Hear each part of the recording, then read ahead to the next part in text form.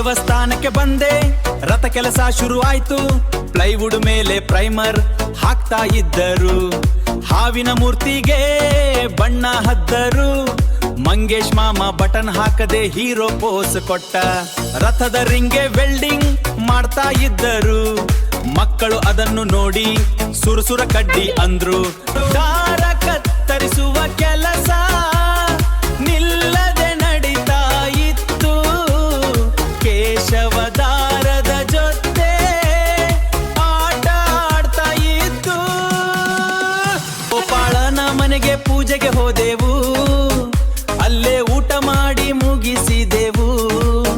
ಮತ್ತೆ ದೇವಸ್ಥಾನಕ್ಕೆ ಬಂದು ರಥ ಏರಿದೆವು, ಮತ್ತೆ ರಿಂಗ್ ಹಾಕುವ ಕೆಲಸ ಮಾಡಿದೆವು.